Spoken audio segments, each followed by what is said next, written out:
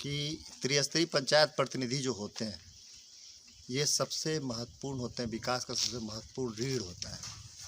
देश के यदि कानून व्यवस्था को बनाने में हमारे सांसद की भूमिका है तो ग्रामीण स्तर पर, वार्ड स्तर पर, वार्ड सदस्यों, ग्राम सदस्यों के द्वारा ही आप सबसे ज़्यादा मजबूती से विकास कर सकते। यह मुख्य कारण था कि आप यदि चाहते हैं आपके जेहन में यदि विकास है तो समाज के सबसे निचले जिनसे विकास होता है वो वार्ड सदस्य होते हैं, मुखिया होते हैं, पंचायत समिति थे, उनको मजबूत करने की ज़रूरत है।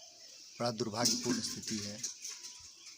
पिछले 20 वर्ष जब से ये पंचायती राज व्यवस्था की शुरुआत हुई, हम पंचायत प्रतिनिधियों को सही तरीके से सम्मान नहीं दे पा रहे।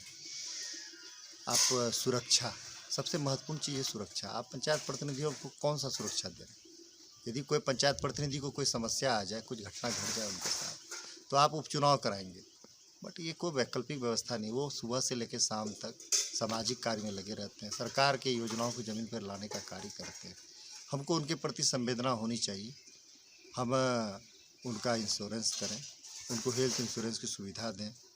उनको सबसे बड़ी बात है वेतन भत्ता। आप सोचिए 17 रुपया रोज़, एक वार्ड सदस्य को 17 रुपया रोज़, एक पंचायत समिति को 34 रुपया रोज़, एक मुखिया को 80 रुपया रोज़। ये क्या संभव है कि आप इसमें ईमानदारी व्यवस्था की कामना कर सकते हैं? ये भ्रष्टाचार मुक्त यदि समाज बनाना चाहते हैं तो सबसे पहले इनको मजबूत करें। जब तक ये मजबूत नहीं होंगे तब तक भ्रष्टाचार खत्म नहीं होगा। 17 रुपया रोज़ बेचारे 10 दिन भर में 10 कप चाय पिलाते हैं, 20 कप चाय वार्ड सदस्य पिलाते हैं, 100 रुपया बेचारे का खर्च। ब्लॉक मुख्यालय जाने में 100 रुपया उनको खर्च आता है। वो व्यक्ति को जब तक वेतन भत्ता बढ़ोतरी नहीं होगी, सम्मानजनक एक मनरेगा मजदूर को आप 198 रुपया रोज़ देते हैं। आप सोचिए, कल्पना करिए, आप स्किल्ड लेबर को 350-400 रुपया देते। आप वार्ड सदस्य 500 लोगों से चुन कर आए, उनकी भी समस्या है। वो भी क्षेत्र में सुबह से शाम तक लोगों के राशन कार्ड, लोगों के इंदिरा आवास, लोगों के लिए पेंशन व्यवस्था, दिन भर सुबह से सरकार के काम को लागू करते हैं। उनके प्रति सरकार को उनको पेंशन नहीं मिलता है। पेंशन, अब देखिए कोई पूर्व मुखिया हो गए तो अब उनको सम्मान में उनके लिए कोई व्यवस्था नहीं है। ब्लॉक गए बेचारे, हर मुखिया तो कहने का मतलब है कि उनको यदि पैसा अमाउंट सरकार जो भी तय करे, लेकिन सम्मान ये होता है कि आप उनको पेंशन दे रहे तो एक रिकॉर्ड बनेगा ब्लॉक में, तो वो जाएंगे तो उनको पूर्व मुखिया के रूप में उनको सम्मान मिलेगा। ये तो बहुत बड़ी बात है और हम चाहेंगे सरकार से, मैं विधान परिषद जाऊँगा तो सुरक्षा, इंश्योरेंस, वेतन भत्ता और सबसे बड़ी बात है सम्मान। आप सोच सकते हैं किसी ब्लॉक में जाइएगा आप तो मुखिया और वार्ड मेंबर को बैठने की जगह नहीं है, या तो पेड़ के नीचे बैठते हैं या चबूतरा पे बैठते हैं। उसको समझते हैं रजिस्टर्ड दलाल। मेरा कहना एक आइडेंटिटी कार्ड हो उनके पास जो उनको देखते साथ समझ सके लोग कि ये हमारे वार्ड सदस्य हैं, वार्ड साहब हैं, तो उनकी बात को लोग सुनेंगे। मेरा विधान परिषद में मैं स्पष्ट बताता हूँ, मेरा 6611 या जो 7000-8000 जो मेरे वोटर है, मेरा परिवार है। हम इनके परिवार की तरह इनको समझते हैं और इनको समझना भी चाहिए। मैं उनके प्रति उत्तरदायी हूँ। मुझे वार्ड की समस्या से चिंता है, उनकी सुरक्षा की चिंता है। उनके लिए बेहतर कार्य के लिए हम विधान परिषद में बात उठाएंगे और उनके सम्मान के लिए जितनी लड़ाई लड़नी पड़ेगी हम बिल्कुल ईमानदारी पूर्वक लड़ेंगे। सामाजिक कार्य करना मेरी रुचि रही है और राजनीति एक साधना होती है, राजनीति जीविकोपार्जन का साधन नहीं होता है। इसलिए मैं इसको सेवक के रूप में सेवा के भाव से इस कार्य को करूँगा और ईमानदारी पूर्वक करूँगा। जहाँ तक आपने कहा कि टिकट समर्थन आपको पार्टी से नहीं मिला, कोई भी वार्ड सदस्य, कोई मुखिया किसी पार्टी से जीत कर नहीं आते, वो खुद निर्दलीय जीत के आते हैं। और हमें पूरा विश्वास है बांका भागलपुर की जितने भी हमारे सम्मानित जनप्रतिनिधि हैं उनको मेरे भावना का कद्र होगा और वो सब ईमानदारी पूर्वक अपने स्वतंत्र उम्मीदवार के साथ खड़े रहेंगे। क्योंकि मुझे काम करना है, मैं काम करके उनके बीच में जाना चाहता हूँ। मैं कोई बनावटी बात नहीं करता हूँ। मुझे तो मेरे 15-20 वर्षों से मेरी राजनीतिक कार्य रहा है, सामाजिक रुचि मेरी रही है। हम राजनीति करें ना करें, सामाजिक कार्य तो करेंगे। मोतियाबिंद ऑपरेशन कराना हो, ब्लड डोनेशन कैंप कराना हो, सामूहिक विवाह कार्यक्रम कराना हो या ऐसे कई समरसता भोज का आयोजन करना हो, तो मेरा ये स्वभाव है। ये मुझको मैंने कभी नहीं सोचा था कि मैं विधान परिषद चुनाव लड़ूंगा, कि मुझे ऐसा लगा, लोगों ने प्रोत्साहित किया कि आप आइए। मुझे लगा और कुछ पंचायत प्रतिनिधि इस बार हमारे बहुत दोस्त हमारे, मैं उन सभी लोगों को धन्यवाद देता हूँ जिन्होंने मुझे प्रोत्साहित किया है और मैं ईमानदारी पूर्वक लड़ रहा हूँ। आगे मैं कर्म कर रहा हूँ, ईश्वर की इच्छा, फल जो मिले। जी धन्यवाद। हम किसके लिए उत्तरदायी हैं?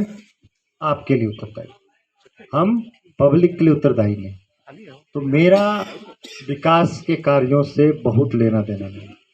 हम विकास के कार्य को करेंगे, लेकिन सबसे पहले मेरी जिम्मेदारी है अपने वार्ड, अपने पंचायत समिति, अपने मुखिया, अपने सरपंच, अपने जिला पार्षद, इन सभी के लिए, हित के लिए कार्य करना। ठीक है ना? हम उत्तरदायी आपके लिए हैं, ये बात तो आपको समझ में आ गई। हमारा वोटर कौन है? आप लोग हैं। मेरे वोटर पब्लिक नहीं है। तो सबसे पहली ज़रूरत है आपकी सुरक्षा। आपको यदि किसी वार्ड को कुछ हो जाए, किसी प्रतिनिधि को कुछ हो जाए, सरकार क्या कराएगी? उपचुनाव आपके जगह पे वैकल्पिक व्यवस्था करेगी। ठीक है ना? ना ही आपके परिवार के प्रति उनको चिंता है, ना उनके प्रति कोई संवेदना है कि आपका परिवार कहाँ गया, मुखिया जी को कुछ हो गया, वार्ड सदस्य को कुछ हो गया, भूखे हैं, प्यासे हैं, तो कोई लेना देना नहीं। ठीक है? तो सबसे पहली जरूरत है सुरक्षा। सुरक्षा में इंश्योरेंस। पहला तो हेल्थ इंश्योरेंस होना चाहिए। एक विधायक को 40,000 रुपये महीने का मिलता है बिस्किट और चाय पिलाने के लिए। आपको शायद पता हो या ना हो, एक विधायक अपने घर से चाय पानी नहीं पिलाते हैं, उनको सरकार 40,000 रुपये देती है, तो वो चाय पानी पिलाते हैं। तो सबसे पहले हमको एक सुरक्षा इंश्योरेंस होना चाहिए, और जिस दिन से MLA MP बनते हैं उस दिन से उनका हेल्थ इंश्योरेंस होता है। उनका जितना इलाज में खर्च होता है सरकार करती है। जिस दिन से वो बन गए, यदि 25 लाख खर्च होगा तो सरकार खर्च करेगी। ठीक है? तो मेरा सबसे पहले इंश्योरेंस होना चाहिए। हम जिस दिन से प्रतिनिधि बन गए, मेरा भी इंश्योरेंस होना चाहिए। गंभीर बीमारी हो गया, कुछ हो गया, 2 लाख, 5 लाख, 10 लाख जो खर्च उसका वहन सरकार करेगी। क्यों करनी चाहिए? आप सुबह से उठते हैं, शाम तक किसके लिए काम करते हैं? सरकार के लिए। आप सरकार का स्टाफ है। ठीक है? आपको वीडियो से आप फोन करते हैं, मुखिया जी क्या कर रहे हैं, कहाँ है, काम करिए, ये देखवा लीजिएगा, व्हाट्सएप ये थोड़ा नपवा दीजिएगा। तो दिन भर आप काम करते हैं। इसके बदले में आपको क्या मिलता है? 17 रुपये रोज। एक दैनिक मजदूर को हम लोग कितना देते हैं? मनरेगा मजदूर को 198 रुपया रोज। ठीक है ना? तो हमारी, और पंचायत समिति को 34 रुपये रोज, मुखिया जी को 80 रुपये रोज। उस पर सब क्या कहते हैं? ईमानदार हो जाए मुखिया जी, वार्ड मेंबर ईमानदार हो जाए, पंचायत समिति ईमानदार हो जाए। संभव है क्या? एक वार्ड मेंबर कम से कम 10 कप चाय जरूर पिलाते होंगे लोग को, 50 रुपये का चाय जरूर पिलाते होंगे, और 17 रुपये रोज मिलता है ना? तो सबसे पहले वेतन भत्ता में बढ़ोतरी होनी चाहिए। इंश्योरेंस के बाद वेतन भत्ता में बढ़ोतरी।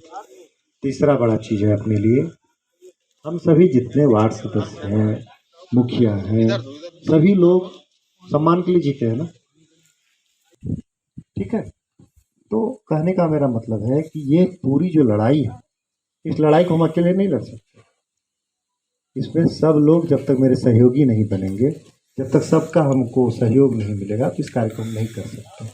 इसीलिए वार्ड सदस्य हो, मुखिया हो, पंचायत समिति हो, ये लोग इस भावना से मत वोटिंग कर लो। चुनाव के टाइम में भी लोग बोलेगा पार्टी निर्दलीय, पार्टी का प्रत्याशी। अच्छा बताइए, जो सरकार का आदमी बन के जाएगा वो आपके फेवर में बात उठाएगा? सरकार के फेवर में, विरोध में कोई मामला करेगा, कोई हल्ला गुदार? हम लोग कर सकते हैं कि नहीं कर सकते? कर सकते हैं ना। चुनाव जीते हैं निर्दलीय की पार्टी से जीते हैं आप लोग?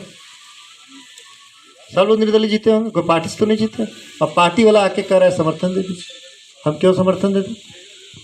भाई हमको तो जो अच्छा लगेगा, जो हमारे हक की लड़ाई लड़ेगा उसको मदद करेंगे, क्या नहीं?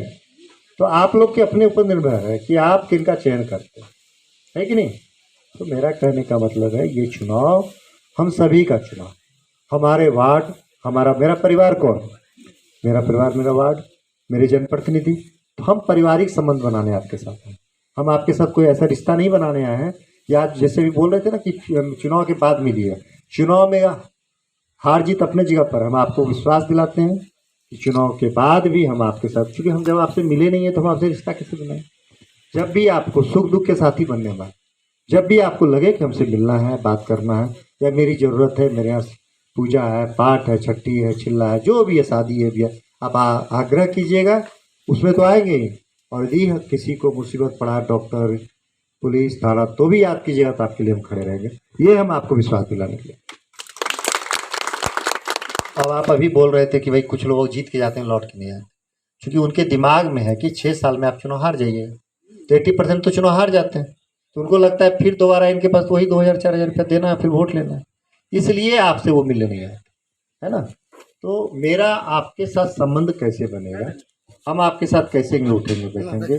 हम जब आपके सुख दुख के साथी बनेंगे, आपके साथ उठेंगे बैठेंगे, खाएंगे पिएंगे, तभी हमारा और आपका भावनात्मक रिलेशन बनेगा। यदि 2-4 हज़ार रुपये की बात है, अब मान लीजिए कि इस चुनाव में सबका था लास्ट में बड़ा मैनेजमेंट चलता है, बहुत मैनेजमेंट, ये पैसा वाला का चुनाव, भैया ये बताइए, कोई वार्ड मेंबर 50,000 खर्चा किए होंगे, 25,000 किए होंगे, कोई 1 लाख खर्चा किए होंगे, मुखिया जी 10 लाख खर्चा किए होंगे। क्या कोई प्रत्याशी आएगा, आप लोग को यदि 50,000 का चेक काट के दे दो, वही वार्ड साहब 50,000 खर्चा किया, आपको दिया। कोई प्रमुख साहब 20 लाख खर्चा किया, उनको दिया, तो भैया उन्हीं को वोट दे दीजिए। तो यदि 2-4-5 हज़ार रुपया देता है तो भाई हम भी पान की डंडी से सेवा करेंगे, लेकिन हम पहले संबंध बनाएंगे तब।